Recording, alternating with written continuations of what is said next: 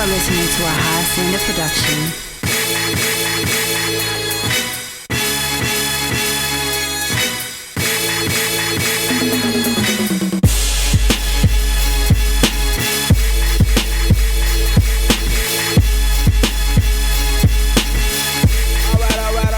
Welcome back to the Geekset podcast, the only podcast that blend hip-hop culture and geek culture together. I'm your boy Deuces in the building, and right now this is One-on-One with Deuces, the place where I speak with creators, content creators, and curators, and people that you should know.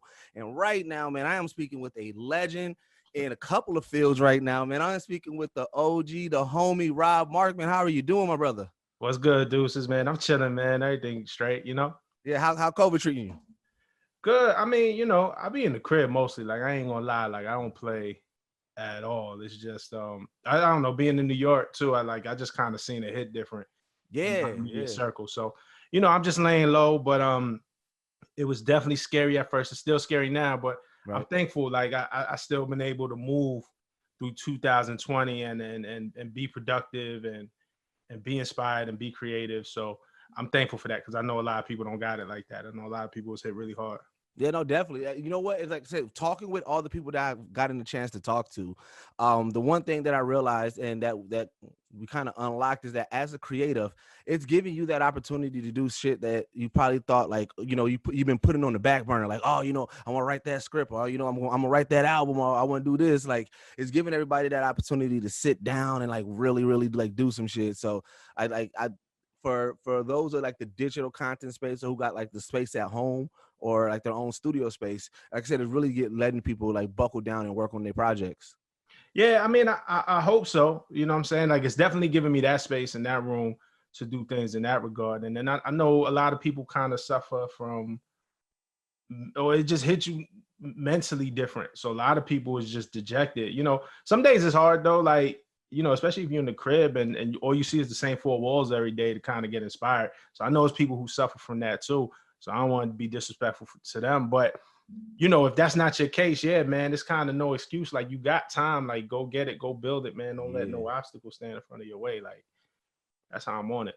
Yeah, 100. Now, so you are from the hip hop headquarters, the home for like out of Brooklyn, bro. So one thing coming from the Midwest is like, and on this platform, I do like to make sure I give people their flowers and everything. So like, as a journalist, and you know, and like you got heavy stakes in the game with some legends that you got a chance to interview and that you got a chance to put some write-ups on that meant so much to the culture. But like I said, you're from the heart of hip hop, and I always wanted to ask people that's from like New York like that, like seeing that change, the way that music and hip hop shifted, where it was like it was very like, okay, New York was the place to be, and New York is still that place to be, but being able to see like just different areas flourish and stuff like that, and then with your journalist brain, like how was that, like just experiencing that and seeing that? For me, maybe it was different than a lot of, because I know, first of all, I know New York gets like a bad rap, like New York, like elitist when it comes to hip hop.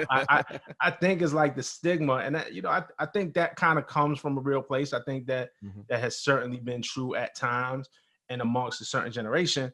But for me growing up, like, I was always the hip hop fan who would buy everything. Like, I remember when Big and Pac was beefing. Before they started beefing, I was a Pac fan. Yeah. So I had Pac CDs. I had Ready to Die, and I had Strictly for My. Right. And so when my friends would come over to the crib, like, yo, why you got this Pac CD? Like, I had, it was funny, like, people would be surprised. Like, I was speaking to my man, and he was like, man, I bet you was hating on Bone Thugs. I was like, nah, like, the first EP, The Creeping on the Come Up, was the shit. Like, I had that, like, for the love of money. Like, I always craved that. And even in the 80s, because I'm an 80s baby. Yeah. Like, I remember what it was like with NWA. They were different. It was like, oh, that's how they do it? Yeah. In Cali?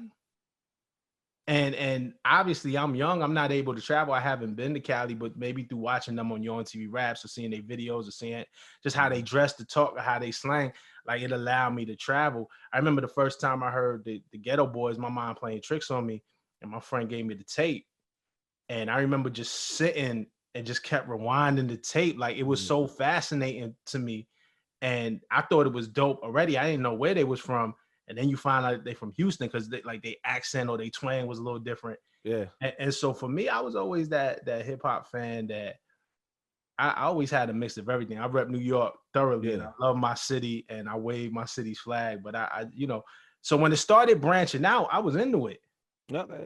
But it's funny to kind of I do take personally. I ain't gonna lie. Like when we be on Twitter, or it just be in debates or battles, when people kind of talk about how New York it was fronting on the South, or fronting on the Midwest, or it's certain shit that it get me mad because I'm like, yo, I know I wasn't like that, and I know I was the only one.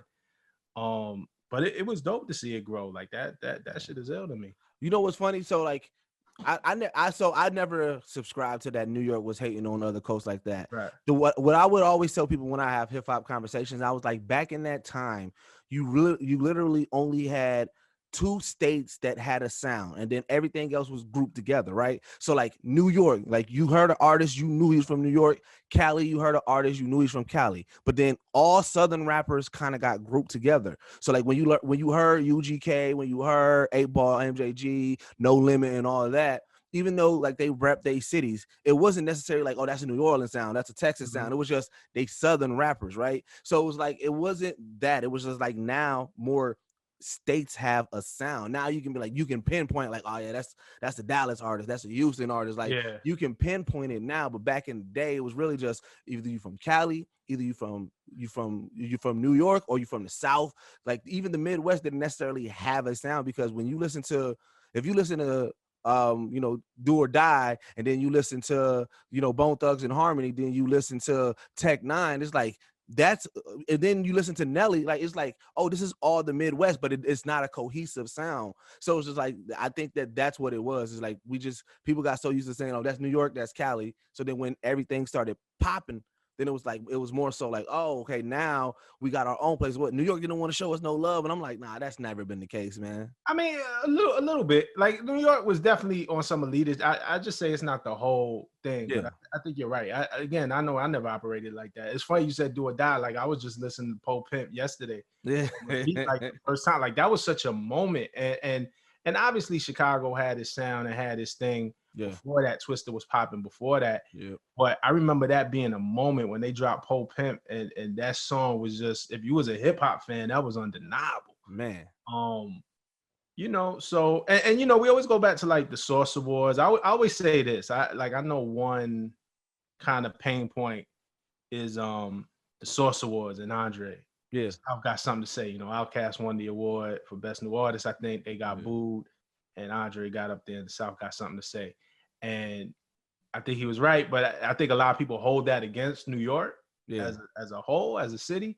And I'm just like, if you look at that Source Awards, the whole Source Awards was on some bullshit. Death Row was fighting Bad Boy, like that. Yeah, that was a wild show. But like I remember coming up and going to see Outkast like after they dropped the Aquemini and I think it was the Aquemini album at a club named Tramps. Like maybe it had 1,500 people in it. Yeah.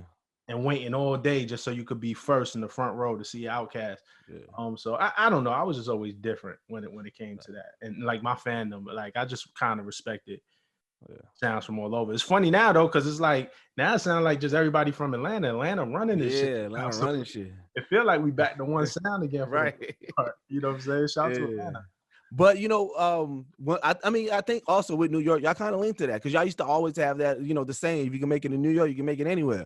Because New York was known as a tough city. It was known as like they gonna keep it 100 with you. They gonna let you know how it is, and so it was like it was like the gift and the curse, you know what I'm saying? Like no pun intended, but like it was more so like that and everything, But I think that's why with your artist career now, it started to flourish, because one of the things that I think that, like you said, everything sounds so cohesive. Like everybody sounds like they're from Atlanta. So anytime that we get to hear somebody actually spit and have some lyrical, like not saying that Atlanta don't, but like where the focus is not on the melodies, the focus is on the lyrics. So it's just like that shift that I think a lot of people gravitate. That's where you see people gravitate towards like the Freddie Gibbs and like the J. Cole's, the JIDs, the Big Chris, like just everything that TDE's doing. Like it's just like now when you get those lyricists, it's like, oh man, that's dope. Like, okay, I can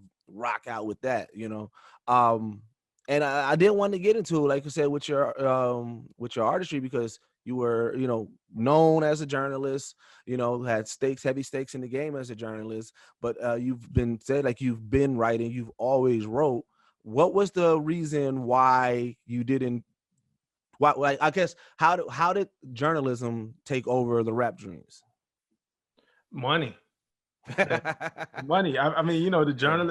It was just I had right around the time when I started writing. As a freelancer, maybe a little bit before, but around the same time, like my son was born, like the freelance money I used to get writing album reviews for The Source of XXL or Vibe was like paying money more so than rap was at the time. Like I think at that point, like I used to do a lot of open mics. I was making like mixtapes and passing them around in front of Hot 97. I was working in the mailroom during the day. I was getting shows here and there. We might get a little bit of money. I think the most I ever made from rap was like, I got like $500 to do a show. Yeah. You know what I'm saying, at the time. And that was dope. But when I'm getting $300 and $400 to write an album review at a time, like the money just made me like, and I love journalism. I just loved hip hop. I wanted to be involved, and so journalism gave me a way to do that and flex my pen. You know what I'm saying? And there's a creative aspect in writing too, that I don't think journalists, particularly in hip hop, get enough props for as creatives. But it was the money. And then what happened was, as I started getting deep and developing a reputation in the journalist game, making music was frowned upon. Yeah. Like it was like, oh, and in some ways it could be damaging to the business because it could be like a conflict of interest. Like I get that part. But it was frowned upon, and it was like a dirty word if you be like, I rap. And like at first I didn't understand it because it was funny. A lot of the journalists I knew, like people I knew, either made beats, right, rap, sang, and either wasn't good enough, quit, or whatever, and turned to journalists. I'm like, why y'all looking down on me? I just ain't quit. Right. We all had this dream when we was little. I'm just a little bit more vocal about it, So, and it really came to a head. But even still, while I was writing, I was still doing my thing around New York, trying to get on. I was on blogs and stuff like that. But when I ended up getting like a full-time job at XXL, it was this. I had got a call from one of the higher ups, like, "Yo, if you keep rapping, they gonna fire you. They're gonna give you the ultimatum." Damn. I'm trying to help you. I know where your heart's at, and I know, but I don't think I could save you, man. Just be careful. And then once I got that call, I was like, yo, I couldn't sacrifice the money. Makes sense. And it wasn't a lot of money because XXL was not paying. And I was getting jerked. I was full time over there. But it was still it was the consistent money that you can count on. It was a check, and it was medical insurance. And I had 2 kids. I was like, man, I can't not put food on their table and clothes on their back because I got this dream. That wasn't fair to them. So I kind of gave it up for a little bit when I was at XXL. You know what I'm saying? And that correlates with a lot of people, you know what I'm saying? Like me, myself, you know what I'm saying? I still work a regular 9-to-5 gig, while doing my music and doing this podcast. And though, you know what I'm saying, I'm getting some chops in it, in the game, and I got definitely some dope ass notable features on this project I'm working on that I think is going to go. It's not paying the bills yet. And like I said, it doesn't have the insurance. I got kids as well. So it's one of those things where it's like a lot of people can relate to that story of you have this thing that you are good at, that you can see that you can profit off of, but it's not there yet. So you got to make that decision, right? And so, you got to try to figure out if you can do both. And if you can't, and once one start jeopardizing what's the guarantee, you got to bounce out of there and everything like that. But I think also the reason why your music is still so refreshing, because you said that you, even though like you wasn't putting out music, you continued to write. So you continue to sharpen your skills, and you continue to just make sure that, like, whenever you got that opportunity, which you did once you put out, the Right to Dream, you was able to, you know, still like not sound like dated, not sound like damn, like, oh, you know, just a journalist rapping, but look how he sound. Like you sounded, you know what I'm saying, dope and with everything. I hope so. I appreciate you saying that. Like I don't take that for granted. Like you know, when you're on the inside looking in, it's like you don't know. It's like I'm just being me. Yeah. Like, you know, that was the one thing what I said I wasn't gonna do, even though I appreciate music from all over in my ear. I love shit that's just not from my city. I can only make music the way that I know how to make it and the way that it feels natural to me. So, you know, I went out there and did that, and I'm happy that people like yourself feel that way. You know what I'm saying? Because it could go different, and it was definitely scary. It's definitely nerve-wracking, and I definitely got hate and got detractors, and you know, I built a lot of my career also critiquing music or talking about music or breaking down music. So I knew I was going to get scrutinized. So, yeah, you know, I said, listen, let me just do what I could do best, the best version of me. And you know, for me, that's kind of maybe the lyricism, the storytelling, the painting the pictures, you know what I mean? What was the moment that after you put out the album that you was like, all right, I'm good. Like I got this cosign, or this person gave me this or hit me up, you know what I'm saying? Let me know, like that moment that you was like, all right, I'm good. It came in a lot of moments. I still don't know that I'm good. Like I'm still striving and I'm still working for something, right? I don't think that mission never ends. But there was a couple moments, man. The first time I heard my record on Hot 97, shout to DJ Enough. Shout to DJ Stacks also and Hip Hop Mike. Like they was instrumental in getting my record to Enough. And I know Enough. DJ Enough is my man. But I didn't come in and hit all the DJs that I knew. And like, yo, I got this. Yo, check this out. Enough was kind of like, not upset, but he was like, damn, you ain't tell me you put out a record. Like, you ain't tell me. Like, I'm your mans. But he called me one day. I was in the job, and he was like, yo, Bob. He was like, yo, you buy the radio? You buy the box? And I said, yeah, I got a radio nearby me. He's like, yeah, man, cut it on, man. Put it on hot. So I turned it. I didn't have a radio behind me, but I had a laptop. So I went to hot97.com, had my speakers in my office hooked up. And you know, they playing Kendrick Lamar. It was Humble, right, at the time. And then, you know, he's mixing. It's 2:00 in the afternoon, and then right after Humble, he plays my record. I don't want to wait. I cried, B. Hey, that's a dope ass follow. Like just had that moment too. Yeah, I cried. Like I straight like a tear. Like I had just got emotional because it was like, you had to, man. You know, I used to hand out CDs when I worked in the mailroom. I used to, during my lunch break, I used to hand out CDs in front of Hot 97. Right. To Angie Martinez, to, I don't know if I ever gave one to Enough, but Mr. C, Angie Martinez. I remember I caught Kanye coming out of Hot 97. I gave him a CD, Raekwon. Like, people who I interview now, I was standing there solicited. Yeah. And I remember that feeling of just standing in front of Hot 97, hoping that somebody would listen and hoping somebody would notice you. Yeah. And all of a sudden, my record's on the radio. And then I got people hitting me up. Then my phone is blowing up. Yo, I just heard you on Hot 97. Because it just happened so incident. I didn't have to text or to say, yo, check it out. It just happened. And so that was like one of those moments that I was like, oh shit. Yeah. You know what's dope about your debut album or EP or whatever you want to call it, is that you didn't do so obviously Rob Markman, the name is Rob Markman. Like, people know you know what I'm saying, based off of your career. And when you think about somebody that jumps over and start doing music, you think, oh, well, they're going to call in mad favors. They're going to have this person and that person on there. And you didn't. You gave us you.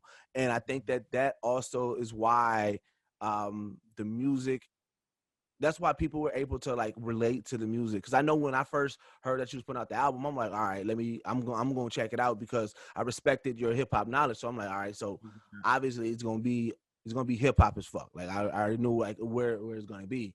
Then when I saw the track list and I was like, oh shit, he ain't calling really no favors for that. Like, you know what I'm saying? So I'm like, so I got a chance to hear you. You know what I'm saying? Like, it's like, it wasn't like, oh, you know what I'm saying, I'm hearing you, but oh, they go to whole verse or they go to Kendrick verse or whatever the case may be. It was just more so like, oh, I get to hear Rob, and I really get to hear Rob spit. Let's be clear. if I would have had the whole verse of the Kendrick, oh verse, yeah, absolutely would have put it on. I know you would have. But I'm just saying. But in retrospect, it definitely made the album a little bit. You know what I'm saying? Yeah, I ain't gonna lie. Like I knew coming in, I wasn't gonna give you, and there's no disrespect, I wasn't gonna give you like the DJ Khaled album, because me, with a lot of features, that's like his brand. But it's also because Khaled's not a vocalist, he's not a lyricist per se, so you need to fill that space. He does something different. I wasn't gonna give you the album with a lot of features. So I knew I had to give myself. I'm not gonna say I didn't try to get features. Right. There was definitely people that I reached out to be on the first project, and it didn't happen for whatever reason. I think for a number of reasons. I would assume. I still think it's weird for people. Okay. Kind of know me as this journalist to be like rapping and like, damn, can I stand next to that? I think it's a little bit weird for people.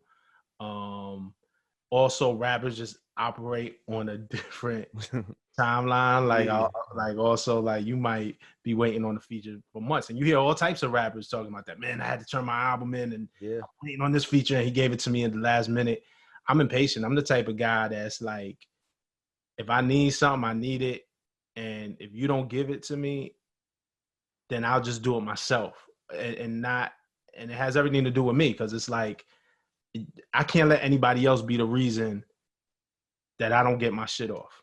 Yeah. You know what I'm saying? I can't be like, yo, I was waiting for such and such, and that's why my album was late, or I was waiting for so it was a mixture of those things. The feature thing is hard for me because my relationships with artists are different, and I'm typically, it's very hard for me to ask people to do stuff. Yeah, and then when I ask, and it might take a little longer than expected, or you start getting the runaround, or like at the first sign of trouble, I'm just like, nah, forget it. I'll do it myself. All good, bro. Yeah, don't worry about it. Until we get to a space where it makes sense, or maybe it never does. You know what I'm saying? Right. I would like to think though, like probably now that you got a body of workout now, like for the people who really like, if that you were connected with, who probably didn't hear you spit, now they know what type of time you're on. Probably that would be a little bit easier now. I tell you who did. Styles P came through. Like after I put out my first album, Styles P hit me and was like, well, I hit him for something. On just some what's up shit. It wasn't even nothing. It was just like, bro, you one of the illest, because I've always been a Styles fan. And he was like, thank you, bro. And we just got into a conversation. He said, by the way, I see what you're doing, and I like it. And if you ever need a verse from me, just hit me up. Yeah. And I was like, oh shit. And then I started putting a record together, and I had something that I heard him on. It's called Next Check. Is a record I put out after my first album. It was just a single. And so we had Next Check. It was actually on my second album. And I was in the studio working on it till like 3-4 in the morning. Mm-hmm. Came home, took a shower, woke up 7, took a quick nap, woke up by 7-8 o'clock. I'm out on my way to the office. And I saw Styles was on Twitter. And so I was like, all right, he's up. Let me send him the record. Yeah. Sent him the record. Yo, by lunchtime, he had it back to me. Like, stems and everything. Yeah. Like, and I'm like, oh shit, this Styles P, this the locks, bro. Right. So that was easy, and there's definitely other situations of and I collaborate, but more notable MCs where I'll reach out or whatever, and it just don't work out. I'm cool with it. Like, you know what I'm saying? Like I got more work to do. I gotta do it. Definitely. You heard nothing but good things about Styles. Like it's funny because me and my cousin Bergie, who also do music with, we got this list of artists that we believe they rap lyrics. So it's like, you know what I'm saying? Like you look like you believe Siegel, you believe Styles, like it's just like that, right? And it's funny because I'm like, bro, it's funny because like Styles, like he got that notoriety. Like, you know what I'm saying? You listen to his bars, you believe his bars. But when you hear industry folks who work with Styles or who just talk about Styles and everything like that, nothing but great things about him. Like, he a stand-up dude, and, it's like, that's dope as fuck. Just to hear that. Yeah, he's a stand-up dude, a nice dude. I believe that other side of him as well. I haven't been there. But he's also a guy who commands respect. Mm-hmm. But he's also a guy who gives respect. Yep. And so yeah, so that was dope. And you know, like I'll get called, like it's definitely like I ain't gonna lie, like it is definitely the top rappers, some of the top rappers in the game. I'm talking about Tippy, Top, who will hit me up. Oh shit, yo, you got it. Da da da. Like it would be more like just private motivation, and we just keep going. Like, you know what I'm saying? So I'll get those. Sometimes that's all you need is that private motivation, man. Sometimes all you need, like, it doesn't have to be public. It doesn't have to be this big old thing. Like, just knowing, like, you know what I'm saying, you bump into that person that you respect, and they're like, yo, fam, what you doing right there is pretty dope and shit. Another real quick, my bad. I don't mean to cut you off because it was good. The light just changed. Is it looking dark in here or? Nah, you good. Okay, my bad. Yeah, no, it's all good, bro. It's all good. So another dope aspect of you, you know what I'm saying? Like, as I was doing my research, and one of the things I remember, I'm like, oh shit, I forgot he did that. Like, you got chops in with Marvel, man. You know what I'm saying? Hitting, like you said, you said on Twitter once, like you were hitting all of young Rob's dreams right now. You know what I'm saying? But how did that happen? Where did that come from to work on that Marvel Voices project? They just hit me up. Shout out to Chris Robinson, who was working on book. Chris hit me up a couple of years back when they were doing the hip-hop variant covers. Okay. And they did an anthology, like a hardcover book where they put all the covers in one book. And Chris had hit me up and was like, yo, I know you're heavy in the comics. Yo, would you like to write a blurb just for the jacket of the book? You know what I'm saying? Like, normally it'll be like, I have a quote and it'll be like, Rob Markman from Genius. So, and that was kind of like the beginning of our relationship, and we had mutual friends. And then, I met him in real life. I think at the Black Panther premiere or whatever, like they invited me at one of the early screenings. So, we had known of each other, respected each other's work. And then he had this book called Marvel Voices, which was another anthology that they were putting out in February for Black History Month. And Marvel Voices started as a podcast, a Marvel podcast, hosted by Angelique Roche, who, it was all about giving voice to Black creators. Right. And creators of color, and just because the comic book industry always felt like such a white space. But we knew differently. We knew as kids, we consumed the shit too. Yeah. You know what I'm saying? But maybe not be as represented in the creators column. And so they were doing this Marvel Voices book in February for Black History Month, and hit me up and was like, yo, you could pick any character you want. We'll give you 2 pages and you can write any story you want. Obviously it has to be to our standards, but would you do it? And I'm like, hell yeah. Like, right. So we have a mutual friend too, or mutual like acquaintance in Damian Scott, who is the artist who illustrated my story in Marvel Voices. And Damian is my best friend, is my brother. We grew up. So Damian is a comic book artist. Like, he's drawn Spider-Man, he's drawn Batgirl, like he's Ghost Rider, like the list goes on. So Chris was like, yo, I think it would be cool if Damian drew it. Since y'all grew up together, that'd be ill.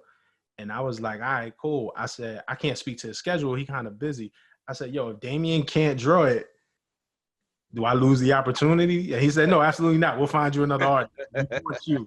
I just want to make sure I was getting. I just got to make sure. And yeah, so we did it, and I came up with the story. I said I want to write a Silver Surfer story, and I gave him the script, and he said it was dope, and they ran with it. So they printed that in February, and then they did a second printing in November. So that felt good to get a 2-page Marvel story in this year. Yeah, no, that's dope. Like, what led you to pick Silver Surfer? I went through a bunch of ideas. And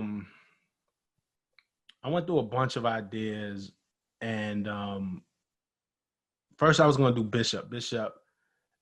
I was like, oh, I kind of wanted to write this story. I guess not to give it away because maybe I can make it fit, but I kind of wanted to write this story about Bishop from the X-Men and juxtapose him with Bishop from Juice, and kind of make Juice, comic book scene, and Bishop, and then when I was trying to figure it out in my head, I'm like, how am I gonna do this in 2 pages? Like, you know, we're 25 years removed from Juice. If you never seen the movie, you're not gonna get the reference. Like, I just felt like it was too niche and it could miss the mark. Like there was a tightrope walk to get that to work and be dope. So once I abandoned that idea, I just kind of thought about this political climate and, I started writing it last year. So I didn't write it this year. It came out in February. I was writing last year. I don't know, for whatever reason, at that time, I was thinking a lot about climate change and shit like that. And, you got wildfires all over the place. And so I wanted to tell the story about just Earth destroying itself. And I picked the Silver Surfer to help tell that story. You know what I mean? Yeah. No, that's dope.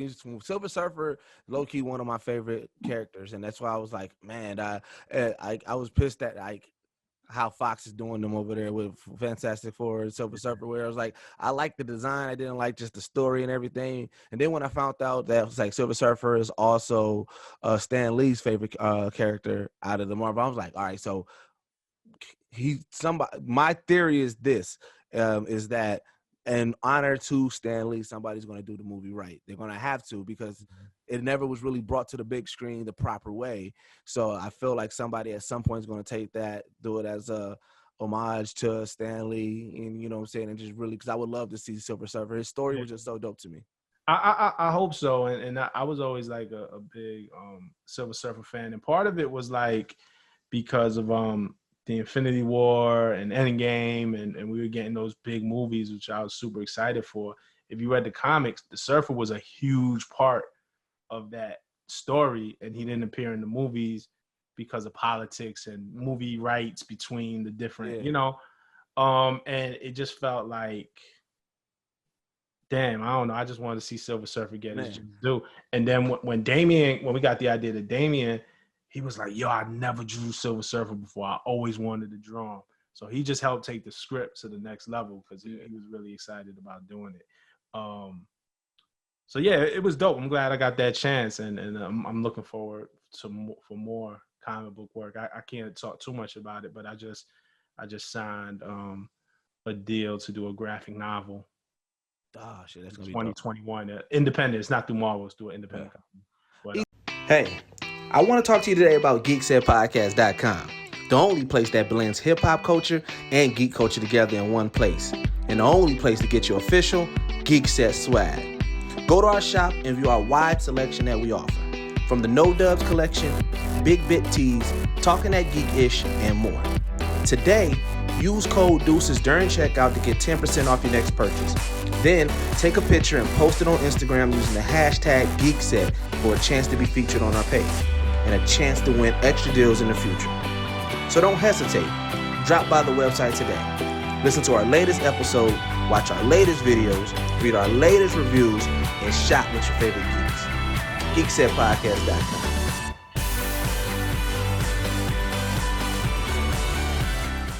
That's still just so dope. You know what I'm saying? Because like same thing. Like I said, it's funny because like as I was doing my research, I was like, damn, man, me and Rob got a lot in common. Because like going back, I had, you know what I'm saying, those comic book dreams, loving those comic books, just wanted to see it. So like same thing, seeing them on this big screen, it's like, oh, yo, this is dope as fuck. I'm getting to see, you know what I'm saying, the comics that I grew up with on that big screen and stuff like that. So like even with our podcast, when we start doing this Geekset stuff, I'm like, one of the first images that I was like, we got to immortalize ourselves as comic book characters. We got to get, I got to get the Young Deuces comic book character. Like, so like, I like, like Jason's Todd Red Hood, because like, I just like that roughness of somebody, you know what I'm saying? And so it's like, like when I have somebody like the artist that I worked with, help like with the colorization and drawing, because like I do graphic work myself. So it's like, I was able to kind of put things together and create these, but like I suck at color grading and everything. But it was just like, I was like, I want to go for that. I'm going for that look for my character. And then we kind of just work with everything. But it's like, you can't, like I said, growing up with those, being in that comic book world and then being able to actually have physical product within it is like it's super dope. So like I already know like even though it's not with Marvel and you're working with an independent publisher with it, it's still a dream accomplished that you're gonna have something out here in this world that is something that's going to be what it may be and everything. So like I know that's dope. Do you remember? I'm super excited. Do you remember the first comic you purchased or your first like prize comic? Nah, man. I remember when I was a kid, it was funny, and it was a prize comic, and I didn't know what it was when I was a kid. But my brother was into comics, and my older brother was into drawing, so there was always comics around the house. But the first one that was mine that I remember, my mom was the kid. We grew up in Flatbush, Brooklyn, and my mom used to babysit for all the kids in the neighborhood. So we always had a lot of different kids in our house growing up.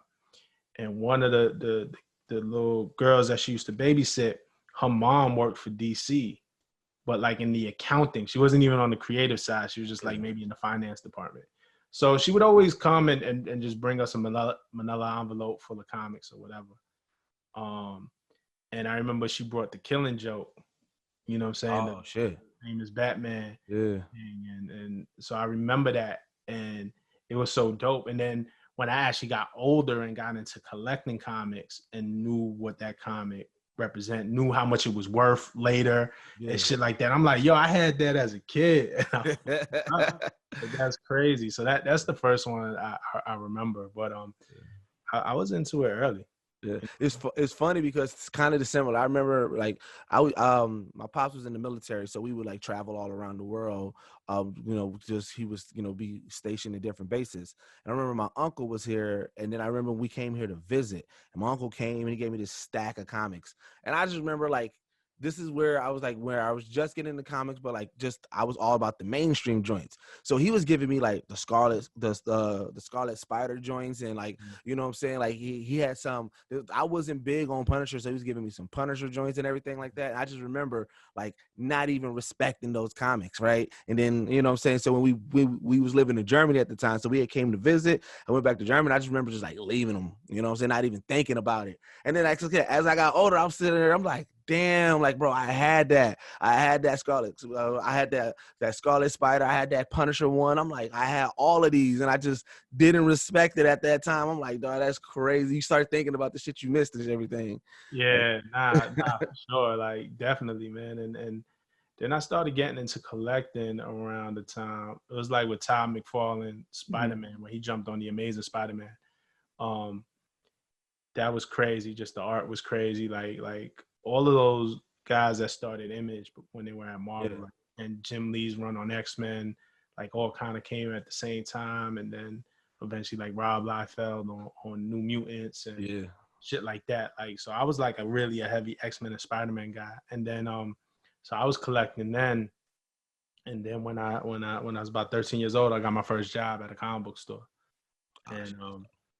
And really, I got the job because I wanted a pair of Jordans, like my mom, and they wouldn't get me Jordans, and so I'm like, all right, I'm gonna get my own job. I'm 13 years old. I went out and got a job. It was a comic book store named Brain Damage in Brooklyn, and they used to pay me $3 an hour. But he used to give me my comic books for free at the end of the week, and so man, I saved that $3 an hour and got my first pair of Jordans, and would just get my comic books every week. That's that grind, man. Out here grinding to get and I ain't had to do it. It was an easy job. I just had to make sure that I just had to stand in the front. I was like a security guard in a way, but not 13, not really. But just so like little kids won't come in and steal shit, like neighborhood kids and stuff like that. And we knew people in the neighborhood, so like if we was there, when nobody steal shit. Yeah, you know what I'm saying? Like, so that's dope. The correlation between hip hop and comic books is so dope because like you look at some of your favorite artists and saying some of like they making these comic book references, everybody kind of relate. And I think it's that come up story. That's what it is that story that relates, it's that this person who was a nobody or considered a weakling becoming the hero of the story. And I think that, hip hop, we look into that. We come from, based off where you come from and everything. You come from the slums, you come from the hood, the gutter, whatever. And then you make it out of that environment to provide for your family and make a better life. I think that that's why we gravitate towards those a lot. I always say that, like, there's an origin story, there's a come up. Even people who weren't in the comp, like 50 Cent, getting shot 9 times is the origin story. Yeah. How do you survive that and then become the biggest rapper in the world? You know what I'm saying? And then even from guys, it was just dope. Wu-Tang was so instrumental. Yeah. Swinging through your town like your neighborhood Spider-Man, Inspector Deck, or even for Method Man to start calling himself Johnny Blaze, or Ghostface to do the Iron Man album and then use the Iron Man skits on his album. Like, that was heavy. I know Pete Rock is heavy in the comics.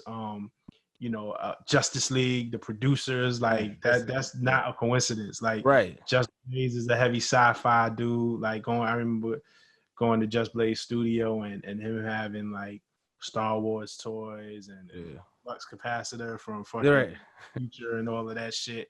Like, so it's ingrained. Like, and I think in hip hop, I think you're right. It inspires us in a lot of the ways that the music inspires us. Yeah, you know what? So I tell everybody who knows Charlamagne this, sounds like, well, next time you talk to Charlamagne, I need you to tell him it's okay to be a geek, because this is what I realized when I watch his interviews, right? So when he's talking to somebody who's not into comic books, he got that Wolverine tattoo, he downplay it like a motherfucker. But then when he talked to, like, Van Lathan or somebody who's with the comic book, he praises it. And I'm like, I told him, I was like, I just want to talk to him. I want to get him on my platform and let him know, like, bro, it's okay, fam. You can be a geek. There's nothing wrong with that. I let him know. That's my brother, man. I love Charlamagne to death. There's probably not a day that goes by that we don't speak or check in or jokes or whatever. We geek out together. He's a heavy. I know he is. That's what I'm saying. I've heard the conversations.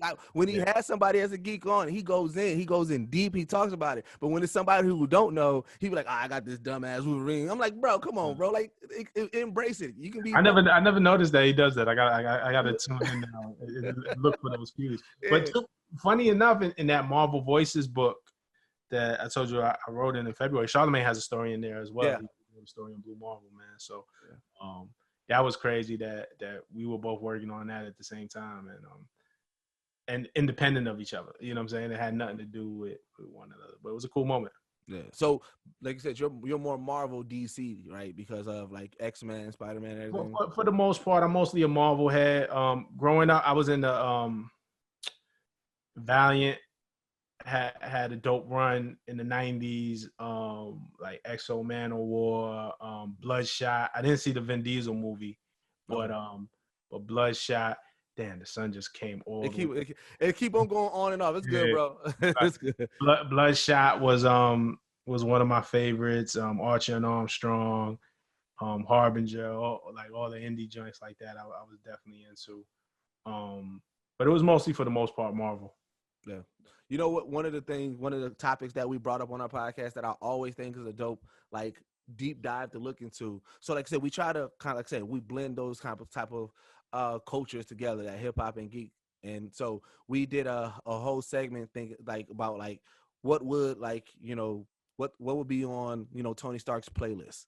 You know what I'm saying? If he was in this hip hop playlist, like, or what would be on, like, say, Wolverine's playlist or Luke Cage playlist and shit like that.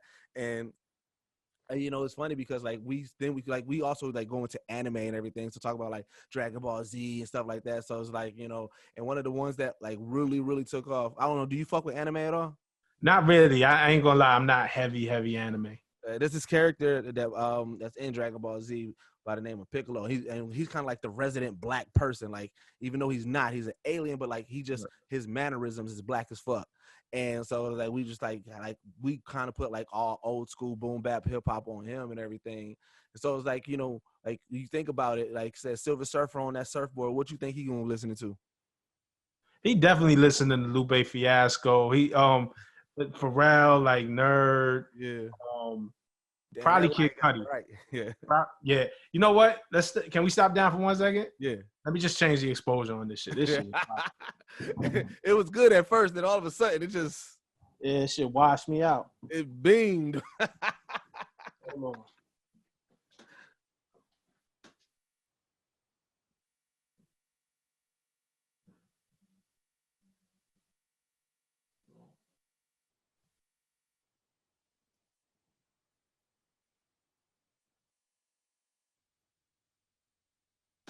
me 1 second. Yeah, no, all good, bro.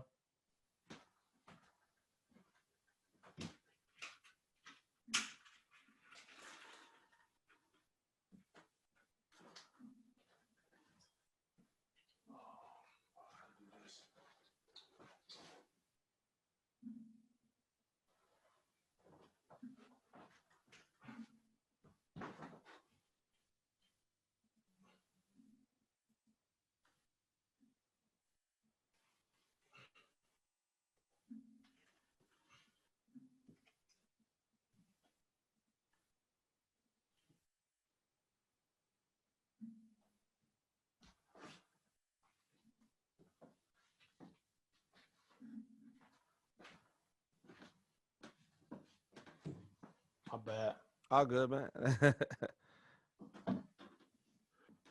Yeah, there you go. You back. All right. Cool. So you said, my bad.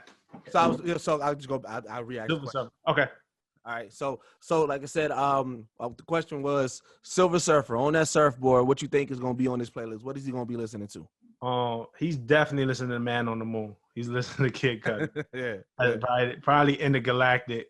Intergalactic.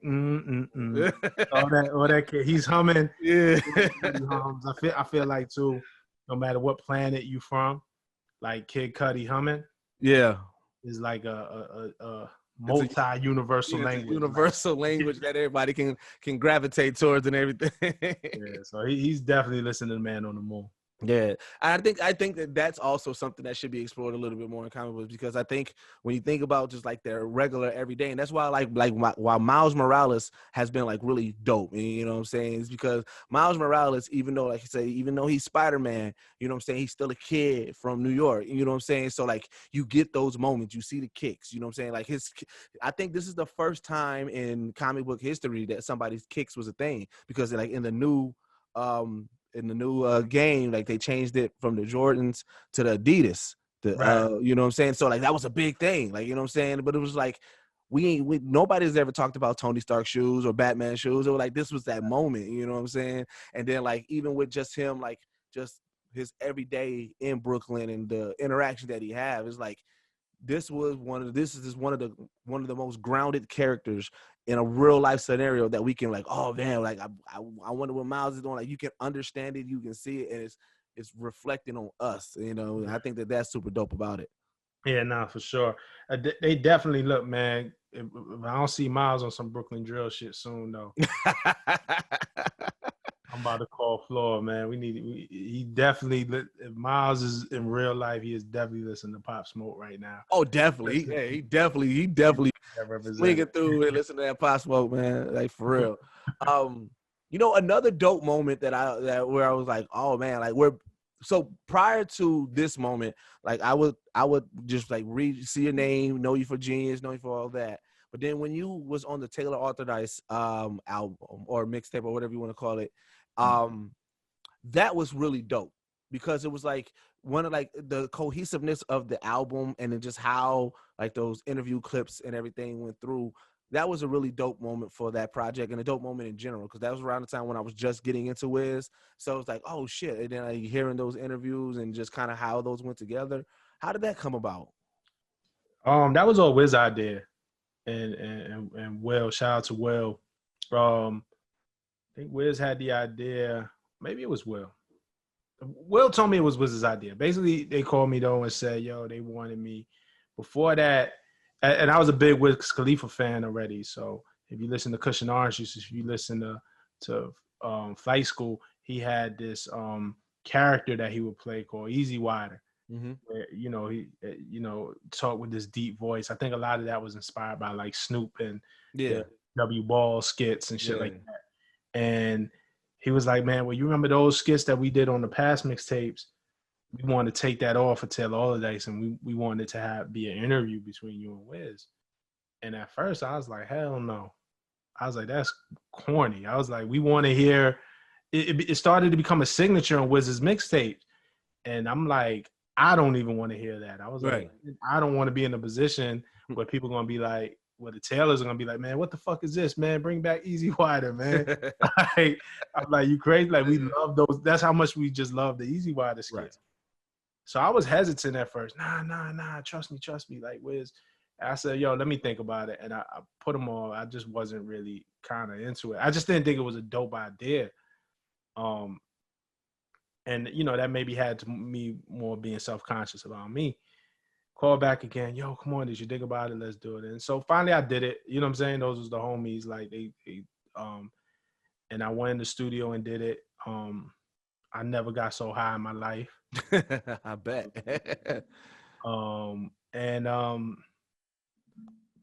Did it. It was like maybe a 2-hour conversation. It was a long conversation. We were in there for a minute. And when we were, Smoke Dizzle was there, Juicy J was there, like everybody was kind of just there. And at the end, I was just like, I was so smacked. I just didn't think it was a good interview. So when we're leaving, it's just me and Wiz, and I'm like, bro, I think we should do it again. Like, I don't think it came out right. He said, no, this is perfect. Trust me.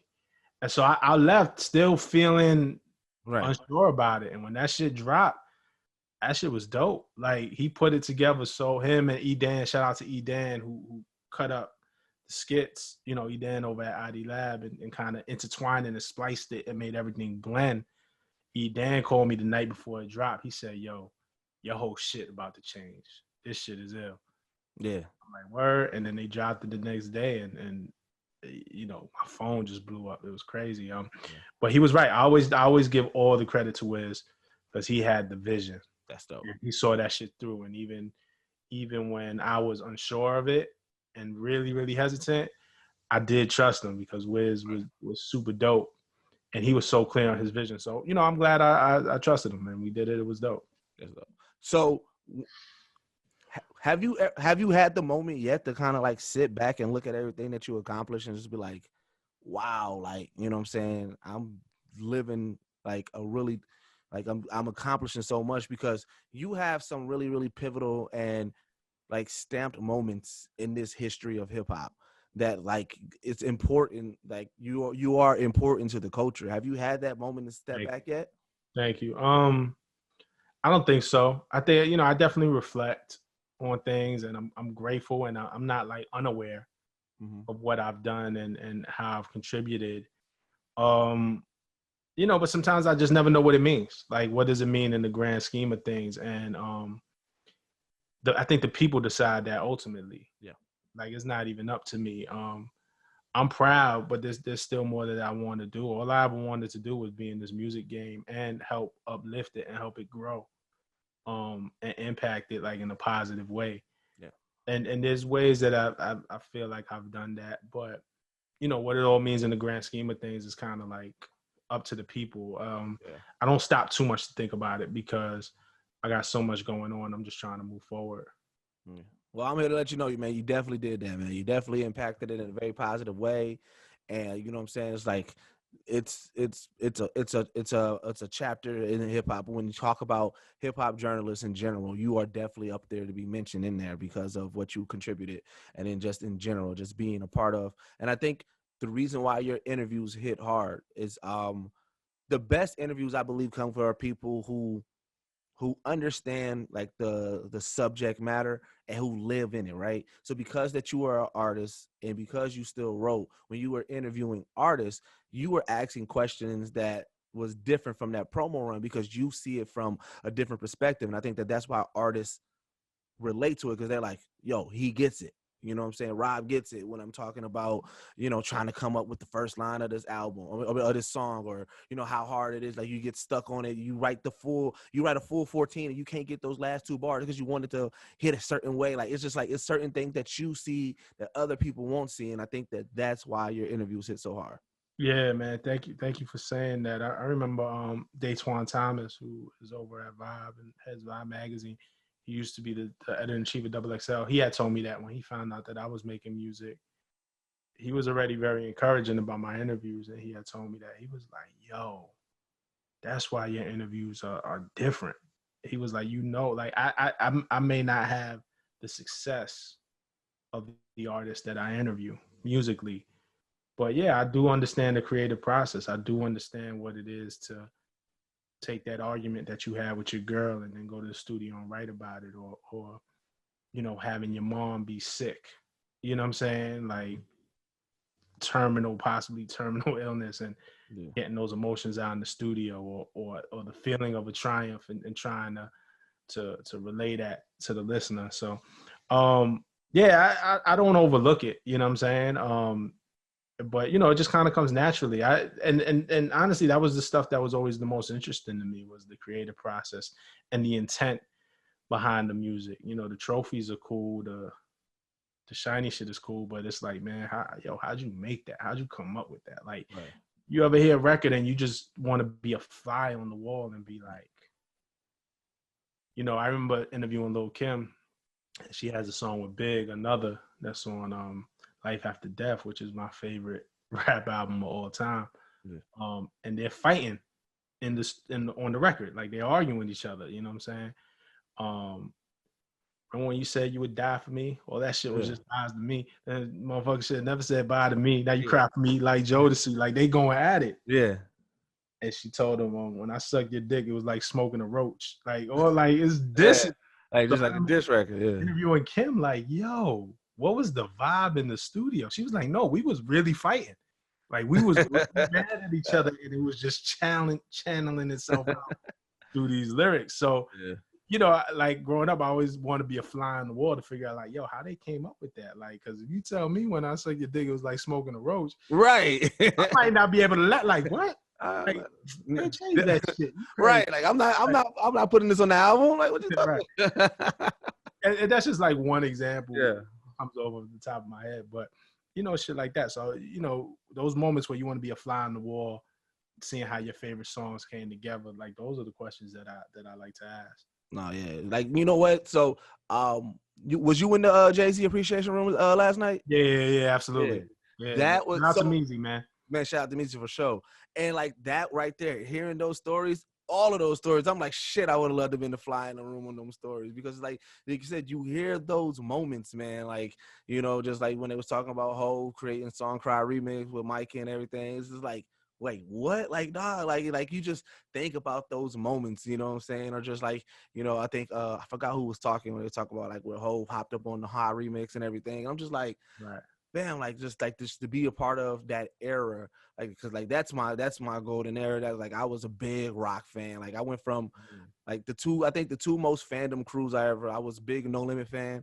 I was big Rockefeller fan. Like they both of them couldn't do no wrong in my eyes and everything. Right. And so it was just like to be able just to like even be a part of, like even just to be around, like it would have been super dope, like just to be a fly on the wall when Master P was creating Ghetto Dope, or you know what I'm saying, like it's just like just to see that process. Yeah, they tried to clown me in the room. It was funny because I think it got to the part where they were talking about a mill.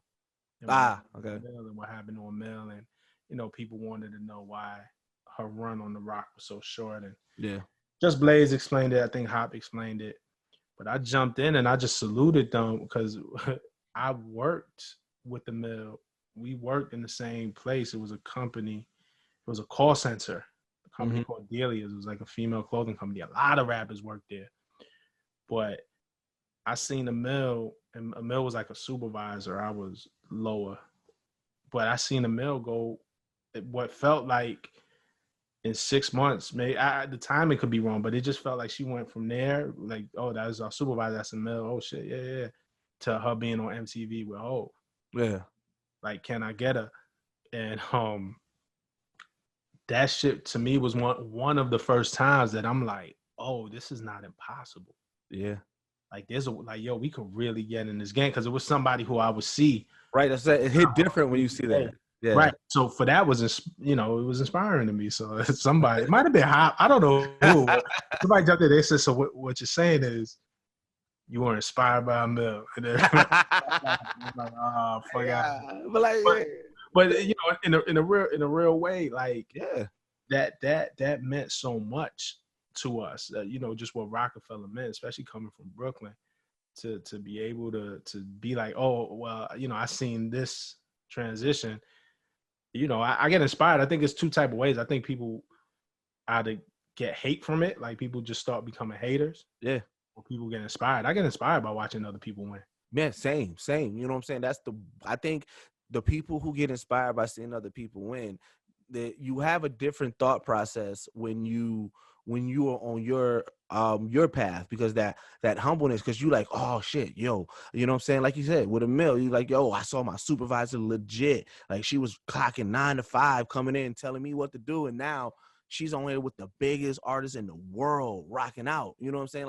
Like even no, you know, no matter what you think of her career musically, that come up, that story is still a dope ass story. Yeah, that shit meant something to me. Like, yeah. and so, you know, yeah, man. But I've always, cause too, I don't think it's all possible. Like a lot of that has to do with yourself, how you feel about yourself. Yeah. One of my favorite 50 Cent songs is "If I Can't Do It, It Can't Be Done." Cause I feel like that. If I see somebody else do it, I'm like, oh, it's possible. Yeah. He's human like I'm human. We both breathe oxygen, blood in our veins. Yeah. Okay, what separates us? Okay, drive, determination, right place, right time. But fuck it, if I could tinker with those variables, then I can make something happen for myself. You know what I mean? It's healthy competition, because like a lot of times I do that when I started doing these interviews during COVID. We had the podcast rocking for about 2.5, 3 years, and I was like, I want to interview some people. I want to jump into that space, and that's what I would do. I would look at other people, and I'm like, okay, so what do they got that I don't got? And I was like, well, they got chops in the game, so they already been doing it. And I was like, you know what? I'm just going to start. Luckily, like I said, I had Mickey Fax was my first interview because I done music with them. We rocked the A3C stage with each other. I brought him to the city. I'm from Milwaukee. I brought him to Milwaukee. We did some shows. We got the music video out. Like, so Mickey is kind of like my OG a little bit, because like he's given me so much game, you know what I'm saying, just free knowledge, just because he respected my lyrics, and then he also respected that drive and that grind, right? So when I came into it, I was like, all right, I know Mickey, he's both hip-hop geek culture. I was like, I'm gonna hit him up. This is gonna be my first interview, so that way I can, you know, at least start it off with some chops. So that's how I'm gonna continue to grow. And like I said, I do like a lot of cold calling. I'll hit people up. I got way more no's than yes, but like the people that say yes, it's like, I'm all right. I'm gonna make sure that it's gonna be a dope interview. I take it serious. I'm gonna do my research and everything. You was the first interview that I was like, I'm kind of intimidated, because I'm like, damn, like, all right, Rob do this. So like I said, if I fuck this up, you know what I'm saying? Like, it's gonna look bad. But it was like, it was that respect. But I was like, my drive was, I was like, fam, I see other people doing it, and I can do that. I know I can. Not on some hater shit. It was like, I can do that same thing too. And my goal is like, when the world opens back up, and I was like, I want how we came into COVID and how we leave COVID when everything opens back up, we are in a way better spot. And I feel like I've been doing that with these interviews, just elevating and that's real. And doing stuff like that. But it was like, it came from seeing other people doing it, being motivated, and saying, I can do that. I can do that same thing. So let me get on my P's and Q's. Let me make sure I'm getting on my grind. Let me do, build my my name and start doing this as well. So like, I think that, like I said, if you get inspired by them type of stories, that's dope, because I gravitate to people like that as well. People that can get inspired by other people's come ups. Yeah, I feel you. I'm on the same thing. It's funny as you say, you wanted to go into COVID and leave the same way. Like, during this thing, like, I made a decision last year that I was going to drop music way more consistently. So I've been dropping new singles on the 1st and 15th of every month. Yeah. So 2 singles a month. And when things got hard during COVID, so coming into 2020, I had a stockpile of records. So I was ahead. I was like 3 months ahead of the game. Right. COVID shut shit down. I couldn't create like everybody else, but I had a head start. Right. And I started creating, and it's been like week to week a lot for the most part, but I didn't want to give up. I was like, nah, I made this promise to myself. COVID made it harder, but I'm not giving up. You know what I'm saying? And I'm proud. At the end of the year, I did it. Like, what I'm saying? Yeah, you feel accomplished, man. 2 records a month. Like, I'm like, my catalog has grown, my skills is sharper, my fan base has grown, my listenership has grown. Like, there's nothing. Like, if you love something, you just gotta do it to death. You just gotta be consistent with it, and nothing but good is gonna come from that. And what's dope is, like, now you got people who probably don't even. You got people who's gonna discover you from the opposite way. They know Rob Markman as the artist, and then they like, oh, wait a minute, shit, he interviewed this person. Like, it's gonna, like, that gotta be wild. That's always a trip when that happens. That's happened. It was like, oh, I fuck with this song, and they'll DM me, I fuck with this song, da da da, and we'll be talking about music in the DMs, and then they be like, yo, you interview such and such, and yo, you interview such and such, like, oh shit, like, it's always a trip when it happens the reverse way. Yo, this sun is crazy. Well, we about to get into the wrap up. So it's all good. We as long as you all right, I'm just like, oh yeah, I'm good, man. I'm good. So one of the things that we always do, we do the top 5. I always try to do like a good, like, you know what I'm saying, top 5 within your industry, and then a kind of like a good top 5, like just kind of like based off of the conversation and everything. So we talked a lot about comics and everything. Do you have a top 5 comics? Like titles? Just in general, like books. And it doesn't have to be in order. It can be just 5 that you. It's cool. I mean, it's all Spider-Man and X-Men, so definitely the Todd McFarlane run. I'm gonna count them as the same on Amazing Spider-Man and now, you know what? They were different though. Todd McFarlane's Spider-Man run was crazy when they did the Spider-Man series, the Torment. It was just so dark. He was really setting himself up for Spawn. Because he was really taking Spider-Man out of this kiddie or young adult phase and really putting him in, like, it was really dark. I love that Spider-Man series. So Tom McFarlane's Spider-Man, Jim Lee and Chris Claremont's run on Uncanny X-Men is probably at the top. What else? Batgirl, Damian Scott's Batgirl was crazy. Yeah, I gotta put that because that was just for the hood. When he did that run, he did like a 20-some issue run. It was like, yo, it's my man that up across the street from me. He's doing it. What else? That's 3. Yeah. I was into that New Mutants X Factor run. Okay. And I got throw Miles Morales up there too. And Miles Morales Spider-Man. And I'm gonna say I was a little late on Frank Miller Daredevil run, but he had did this book with John Romita Jr., Daredevil Man Without Fear. I think it was like 6 issues. Yeah. That was hard too. Dope. Have you ever Gauntlet? I could go on, man. Extinction Agenda on X-Men was my shit. I guess as far as the Chris Claremont, run. Have you tried DC Metal yet? Like the Dark Knights and then, what I'm saying, like the Batman Who Laughs and all of that? Nah, you should, bro. Crazy. It is. You good. I'll make sure we good, man. Don't worry about it. I was into though. The Black Label. I just started getting into the Black Label DC shit.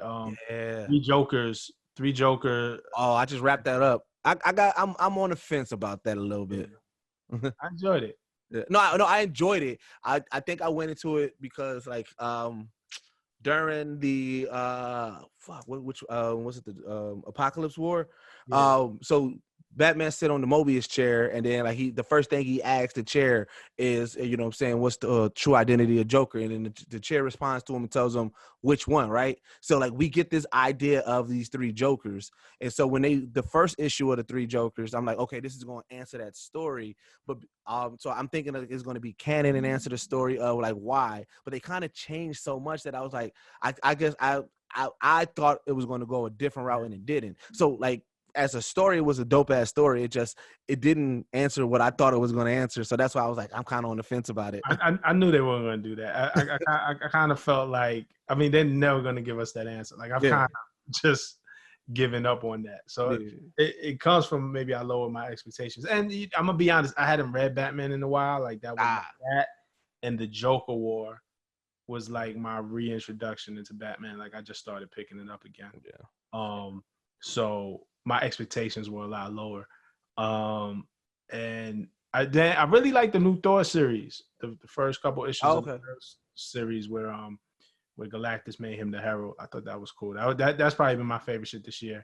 And the Immortal Hulk is dope. Yeah, I legit just recommended that on our most recent podcast episode. I just started reading the Immortal Hulk, and I'm like, yo, this, because I was always more DC comics, just for the grittiness. So I did like I didn't really get into Marvel as much outside of X-Men. Like X-Men was the only ones that I really read. So then I was like, I made it a point this year. I was like, I'm gonna read more Marvel, and I started Immortal Hulk, and I'm like, yo, this Immortal Hulk is ridiculous. Like, Yeah. it's pretty dope. It's pretty dope. And I told Van Lathan this on there. I was like, man, I wish there was, and there probably is. I'm just probably not notable enough to be in it. But I was like, I wish there was a hip hop geek group chat amongst like some dope ass individuals, because I was like, I would love to talk in depth, just more, even on behind the scenes, just being able to share comics and shit like that. Like I'm pretty sure Van and Charlemagne and them got one of those, but I'm like, I would just if they are, I'm not in that one. I definitely got to see what's up because I would love a group chat. Yeah, that'd be a dope ass group chat. All right, so my next top 5 for you, this comes down to inspiration. When it comes down to journalism and everything, who was your top 5 journalists that inspired you? I don't know if it was 5, man, because it was funny. I kind of just fell into journalism, but it's definitely Sway. Mm-hmm. You know, because we used to just see him on TV. Like Sway was the guy. Yep. Definitely Sway. Definitely Angie Martinez. Yeah, much respect to Angie, man. I like 2 of the top. Yep. And then when I started getting in the game, because I didn't know too many journalists. Like I used to buy the Source. I used to buy the XXL, but I'd be lying if I like paid attention a lot to bylines. Right. Definitely Sway. Definitely Angie Martinez. Daytwan Thomas. Tim Hotep. And who would I pick last? My 5 will probably be a slash between Clover Hope and Thomas Goyinopoulos, because I used to write when I first got in. They were kind of the best writers to me, right. and so I always used to learn a lot just reading their work and studying their work. So those would be the 5/6.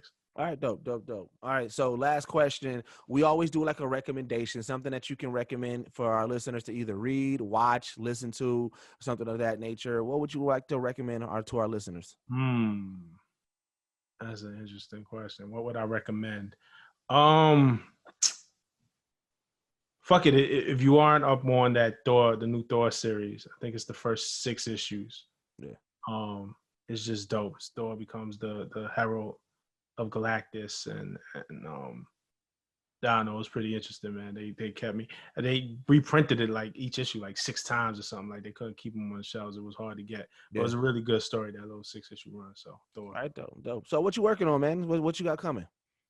Still working on rounding out this year and finishing my 1st and 15th series of dropping a new record every 1st and 15th. I just dropped Easy Money Sniper remix with my man Adam Dollars, Ichiban Don, Listen to Sin, and just kind of like a posse cut. I kind of wanted to do like a flavor type, just like multiple MCs just kind of killing it.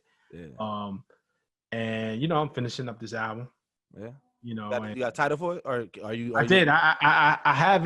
haven't revealed the title, but I'll tell it here. It's all good. Yeah. Name of the album is called "If You Don't, You'll Regret It." That is the name of the album. So that's coming very soon.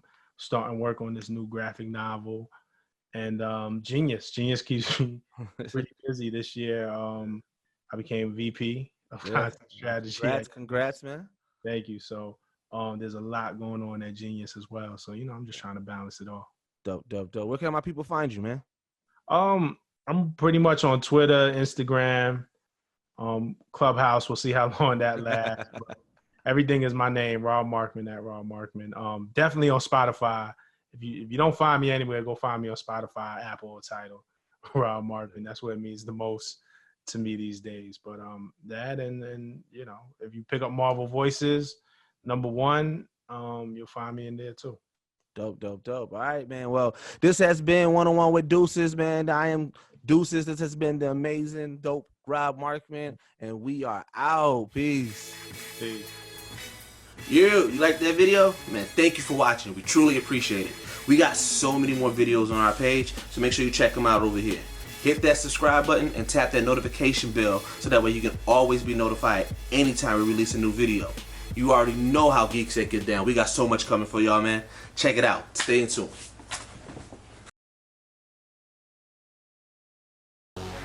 There was a time where hip-hop culture and geek culture were at odds.